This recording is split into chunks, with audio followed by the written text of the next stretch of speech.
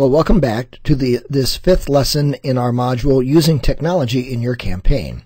In this lesson, we'll examine how you can train and inform volunteers.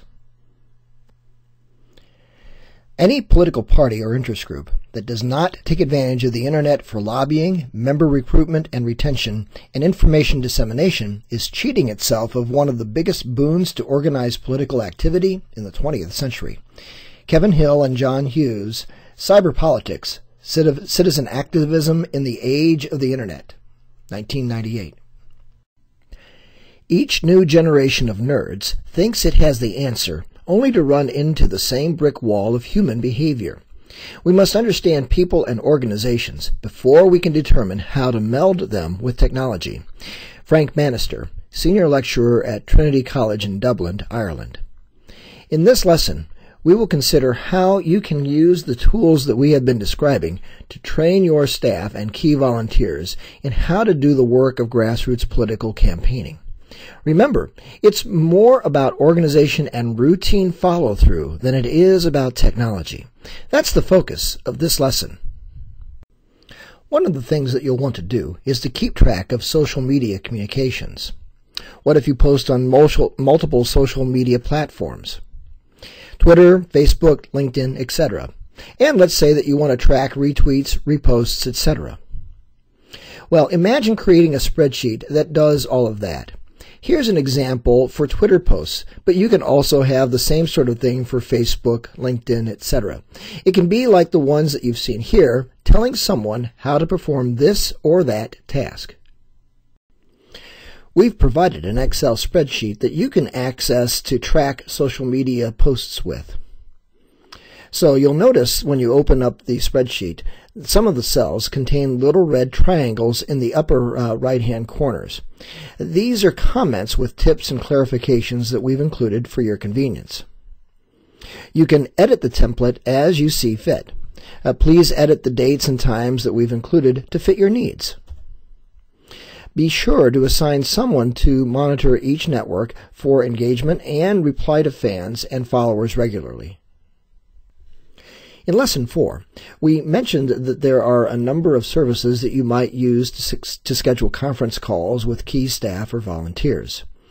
To join conference as a participant, you'll want to dial the number that your service provider gives you.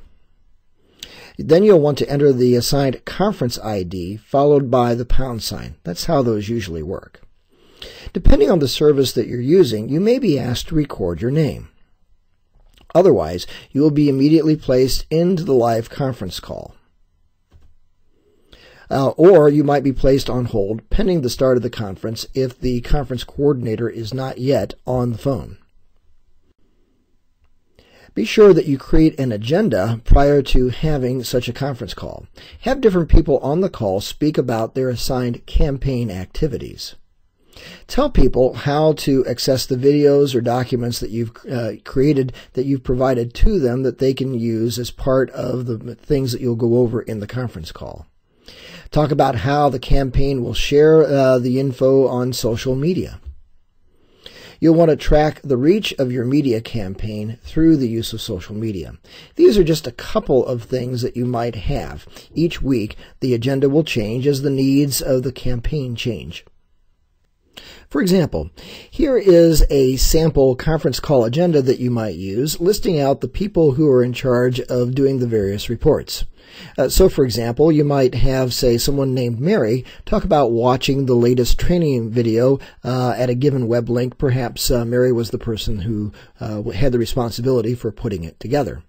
And then you might have somebody like Tom give a report on upcoming meet and greet events for various political activities. You could then have somebody, perhaps, say Dick, give a report on local party events, endorsements from various party leaders, as well as local Tea Party leaders. Moving on, perhaps a gentleman by the name of Harry talks about a to-do action list of items that need to get done fairly quickly for that particular week. You might then also talk about the plans to, for example, deliver 4x8 yard signs, door hangers, smaller yard signs, and working with the local contacts, especially if you're getting close to Election Day. You might also discuss how you're coming along with regard to building local networks of precinct captains and block captains and where perhaps more people are needed. At the end of that, the grassroots leader should then open the conversation for questions and comments. But please keep in mind to keep the overall conference call to no more than 30 minutes. At this point, we'd like to suggest that you stop the video. And at this point, talk about the many technologies that you can use for political campaigns. Now, don't get caught up with what they are specifically, but rather consider how you will use them to train, inform, and motivate your volunteers and voters. So take a moment now to discuss these ideas with others in your campaign.